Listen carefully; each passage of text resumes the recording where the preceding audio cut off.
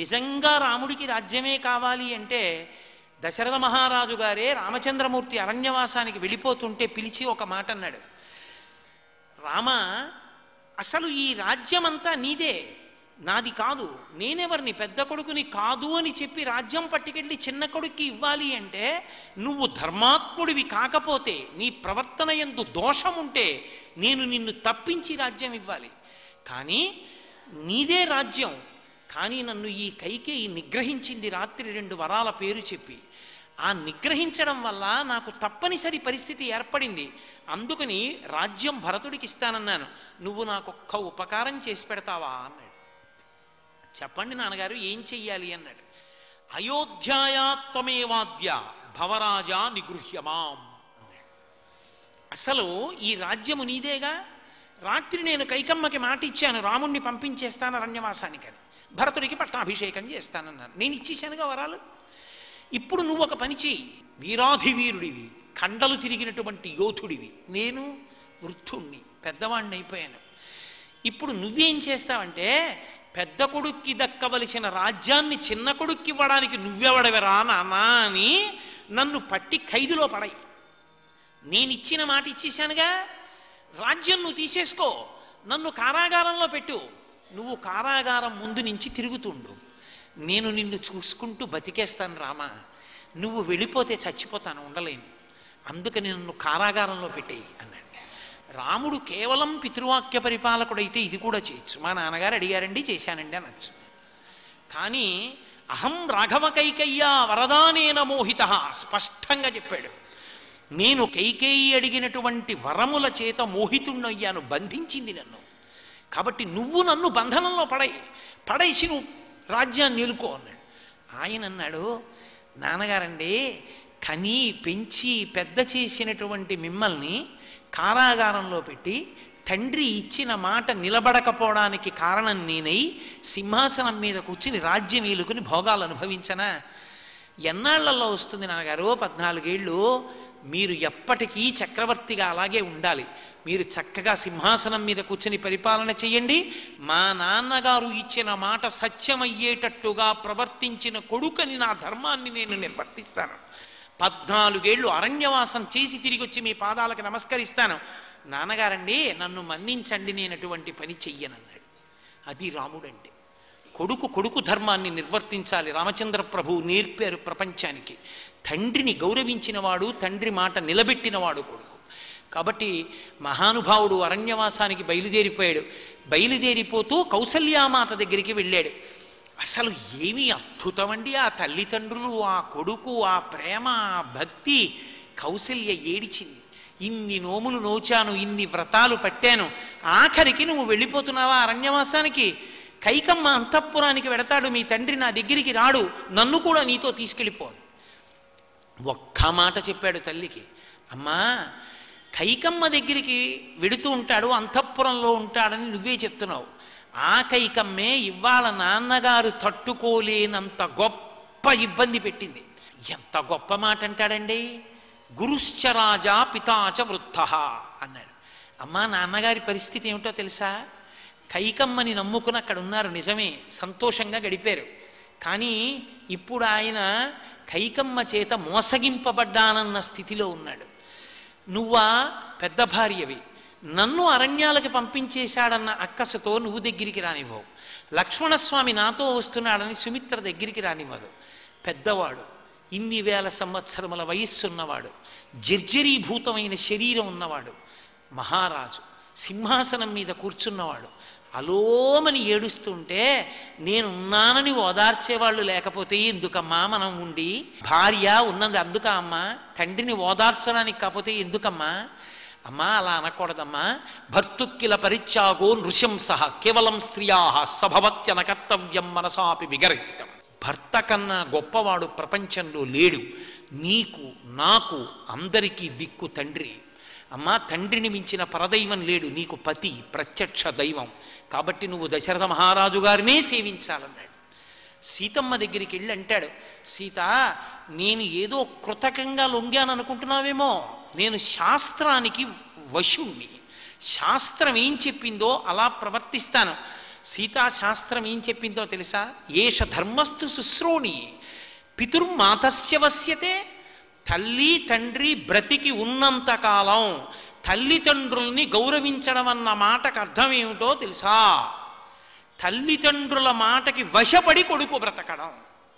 తల్లిదండ్రులు ఏం చెప్పారో ఆ మాట పాటించడం. ఒకవేళ తను పెద్దవాడయ్యాడు, ప్రాజ్ఞుడయ్యాడు కనుక తండ్రి పొరపాటు పడుతున్నాడు అనుకుంటే, నాన్నగారండి మీరు ఆలోచించండి, అలా చేయడం కన్నా ఇలా చేస్తే బాగుంటుంది కదా, ఇలా చేద్దాం నాన్నగారండి అని తండ్రి సంతోషంగా అంగీకరించేటట్టు చేసి చెయ్యడం. కాబట్టి నేనైనా నువ్వైనా దశరథ మహారాజు గారికి వశవర్తులమే. మనం ఆయన మాట మాటించవలసిందే. గురువృత్యనురోధేన నకించితపి దుర్లభం. సీత గుర్తుపెట్టుకో, తండ్రిని గౌరవించినవాడు, తండ్రి మాట పాటించినవాడు, తండ్రి యందు భక్తి ఉన్నవాడు ఈ లోకమునందు పొందలేని సుఖము సౌఖ్యము లేవు, ఏదైనా పొందుతాడు. తల్లిదండ్రులంటే ప్రత్యక్షమైనటువంటి పరమేశ్వర స్వరూపాలు. నా మాట విను, అందుకని నేను తల్లిదండ్రుల్ని గౌరవిస్తున్నానన్నాడు. ఆవిడంది ఇంత చెప్పవలసిన అవసరం ఏమిటి? నాకు కూడా తెలుసు తల్లిదండ్రులు అంత గొప్పవాళ్లే, నేను మీతో అరణ్యానికి వచ్చేస్తానని. అది రామచంద్ర ప్రభు అంటే. తండ్రి పంపిస్తున్నాడని బాధతో వెళ్ళలేదు, తండ్రి మీద అంత ప్రేమతో వెళ్ళాడు. మహానుభావుడు అరణ్యవాసానికి వెళ్ళిపోయాడు. అరణ్యవాసానికి వెళ్ళిపోయిన తరువాత భరత శత్రుఘ్నులు వచ్చి చెప్పారు. అప్పటి వరకు తెలియదు నాన్నగారు చచ్చిపోయారని. నాన్నగారు చనిపోయారన్నాడు. నాన్నగారు చనిపోయారు అన్న తర్వాత రామచంద్రమూర్తి నోటి వెంట వచ్చిన మొట్టమొదటి మాట ఏమిటో తెలుసా? ఎందుకు వచ్చిన కొడుకుతనం? మయాచాపి నసంస్కృత అన్న. ఏడిచాడు రాముడు. మయాచాపి నసంస్కృతి, నేను దశరథ మహారాజు గారికి అంత్యేష్టి చెయ్యలేదు, మీరు కొడుకులు అన్నాడు. భరత శత్రుఘ్న మీరు చేశారు, నేను ఉండి పెద్ద కొడుకుని అరణ్యంలో ఉన్నాను, తండ్రి చచ్చిపోయాడని కూడా నాకు తెలియదు. సీతమ్మని పిలిచి అంటాడు, సీతామృతస్తే శ్వశుర పితాహీనోసి లక్ష్మణ అన్నాడు. ఏమి ధర్మమూర్తో! సీతా నీ మామగారు చనిపోయారన్నాడు. తన తండ్రి గారు చనిపోయారు అనకూడదా? లోకంలో అందరికన్నా గొప్పవాడు ఆడపిల్లకి ఎవరంటే మామగారు. మామగారు తన ఇంటికి వచ్చిన కోడల్ని చూసుకుని మురిసిపోతాట. ఎక్కడ పుట్టిన పిల్లో, ఎక్కడ పెరిగిన పిల్లో, తన ఇంటి పేరు వదిలేసింది, తన వంశం వదిలేసింది, ఇక్కడికి వచ్చి ప్రసవ వేదన పునర్జన్మంత కష్టపడి నా వంశాన్ని నిలబెట్టి నన్ను తాతని చేస్తోంది అని సీమంతోన్నయనము సూడిద మామగారిస్తాడు. సూడిద అంటే కానుక. నందితిమ్మన గారు అంటారు, సూడిద ఇచ్చిన ఇచ్చుగాక ఆ మతకరి వెల్పునంతలపి మముతలంపగ నెలయచ్చటన్ అంటాడు. కాబట్టి ఆ సూడిద అంటే కానుక. మామగారు సంతోషంతో, అమ్మా నా వంశాన్ని నిలబెడుతున్నావమ్మా, నన్ను తాతని చేస్తున్నావమ్మా అని మురిసిపోయి కానుకిస్తాడు. మామగారి ఇలాంటి వ్యక్తి ఇక ఆడదానికి లేడు. సీతా మృతస్తే శ్వశుర, నీ మామగారు వెళ్ళిపోయాడు, ఇక లేడు మామగారు నీకు. పితాహీనోసి లక్ష్మణ, లక్ష్మణ నీకు తండ్రి లేడు, నీకు తండ్రి లేడంటే నాకు తండ్రి లేడని. తమ్ముణ్ణి చూసి, అరే రే నన్ను అనుగమించి వచ్చేసావురా, నా కోసం వచ్చేసావురా, తండ్రి ఉండగా నాలో తండ్రిని చూసుకున్నావురా, నాతో వచ్చేయడం వల్ల నీకు కూడా భాగ్యం పోయిందిరా. ఆఖరి నా నాన్నగారు ఏం పలవరించారో, ఏమి ఏడిచారో దగ్గర లేవు, నువ్వు కూడా వదిలేసుకున్నావురా, నువ్వు తండ్రి లేనివాడి అయిపోయావురా. ఇప్పుడు ఎంత బాధపడ్డాడో ఆ తండ్రి కోసం. తండ్రి పేరు చెప్తే అంతా కుమిలిపోయాడు, నేలబడి ఏడిచాడు. సీతాపురస్తాద్వ్రజతు త్వమేనమభితో వ్రజ అహం పశ్చాద్గమిష్యామి గతిర్హేషాసు దారుణ అన్నాడు. సీతా దారుణమైన నడక నడుద్దాం మనం జీవితంలో. ఆ నడక కోరుకోకూడదు. ఇవాళ అలాంటి నడక నడుద్దాం. నువ్వు ముందు నడు, నేను వెనక నడుస్తానన్నాడు. భర్త ముందు నడవాలి, భార్య వెనక నడవాలి. భార్య ముందు నడిచి భర్త వెనక నడిస్తే పితృదేవతలకి జలతర్పణలు ఇవ్వడానికి ఎడుతున్నారు అని గుర్తు. అంటే తండ్రి మొదలైన వాళ్ళు శరీరం విడిచిపెట్టేశారని గుర్తు. సీత నువ్వు ముందు నడన్నాడు. అప్పుడు కూడా ధర్మం విడిచిపెట్టాడు. ఎప్పుడూ ధర్మమే ధర్మమే ధర్మమే. సుశిక్షితుడయ్యాడు వశిష్ఠ విశ్వామిత్రుల దగ్గర. కాబట్టి తండ్రి పేరు చెప్తే అంత కుమిలిపోయాడు. ఆ తండ్రి శరీరం విడిచిపెట్టేటప్పుడు కూడా అయోధ్యకాండ చదువుతూ ఉంటే ఎంత ఏడిచాడు. ఆఖరణ కౌసల్య దగ్గరికి వెడితే పాపం రామచంద్రమూర్తి వెళ్ళిపోతుంటే తట్టుకోలేక నేను చక్రవర్తినని కూడా చూసుకోకుండా బయటికి వచ్చి రామా రామా అని రెండు చేతులు ఎత్తి పరిగెడుతుంటే నేల మీద పడి మూర్ఛిల్లాడు. కౌసల్య ఒక పక్క, కైకేయి ఒక పక్క వచ్చి జబ్బలు పట్టుకుని పైకెత్తారు. పైకెత్తితే కైకమ్మ వంక చూసి, నీ వలన ఇంత ఉపద్రవం వచ్చింది, నువ్వు నన్ను ముట్టుకోవద్దన్నాడు. రాముడి రాజ్యాన్ని తీసుకుంటే భరతుడు కూడా నాకు అంత్యేష్టి సంస్కారం చేయకూడదన్నాడు. ఏడుస్తుంటే ఆ అంతఃపుర పరివారం తీసుకెళ్లి కౌసల్యా మందిరంలో దింపారు. ఆఖరణ చచ్చిపోయే రోజు రాత్రి కౌసల్య కూడా కొడుకు వెళ్ళిపోయాడని ఆ సుమంత్రుడు తిరిగి వచ్చి చెప్తే కొడుకు గురించి, ఆ కొడుకు పడుతున్న కష్టం, ఆయన అరణ్యవాసం విని ఆ బాధతో ఇప్పుడు నువ్వు సంతోషంగా ఉన్నావా? నదిలో ఉన్న పెద్ద చేప తన పిల్ల చేపని తినేసినట్టు నీ కొడుకుని నువ్వే తినేసావు, అరణ్యవాసానికి పంపించేశావు. ఇప్పుడు లోకమంతా నిన్ను మెచ్చుకుంటుందా? వేదం చెప్పిన ధర్మం పాటించావా? తన కొడుకుని తాను ధర్మమూర్తిని అరణ్యానికి పంపించచ్చా? ఇప్పుడు నీకు సంతోషం కలిగిందా? ఉన్నన్నాళ్ళు కైకమ్మని సుఖపెట్టావు, ఇప్పుడు నాకు కొడుకు లేకుండా చేశావు, ఉన్న ఒక్క కొడుకుని అడవికి పంపించావు, నీ కళ్ళు చల్లగా ఉన్నాయా అని అడిగింది. వృద్ధుడై వణికిపోతూ అప్పటికి 100 మాటలు మూర్ఛపోయి అన్నం నీళ్ళు కూడా తినని దశరథుడు వణుకుతూ ఆసనం మించి లేచి గభాలన నేల మీద పడి కౌసల్య 2 పాదాలు ముట్టుకుని నమస్కారం చేశాడు.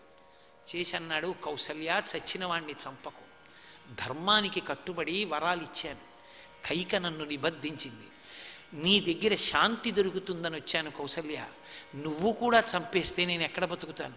రాముడు లేక నా చూపు పోయింది, రాముడితోటే వెళ్ళిపోయింది, ఏడిచి ఏడిచి నా కళ్ళు బద్దలైపోయాయి, కనీసం నువ్వైనా ఉపశాంతి మాట పలకవా అన్నాడు. అప్పుడు ఏడిచింది కౌసల్య. అయ్యో, భర్త పాదాలు ముట్టుకుని అంజలి ఘటించేటట్టుగా ప్రవర్తించిన భార్య ఎంత పొరపాటు జరిగింది నా వల్ల, మీ కష్టం చూడలేకపోయానని ఎత్తి పడుకోబెట్టింది. ఏడిచి ఏడిచి పిచ్చి తల్లి కౌసల్య నిద్రపోయింది, సుమిత్ర నిద్రపోయింది. అప్పుడు జ్ఞాపకానికి వచ్చింది, తను ఒక మునికుమారుణ్ణి బాణం పెట్టి కొట్టడం, ఆఖరణ ముని నువ్వు కూడా నాలాగే హాపుత్ర అంటూ పుత్రశోకంతో ప్రాణం విడిచిపెడతావన్నాడు కౌసల్య.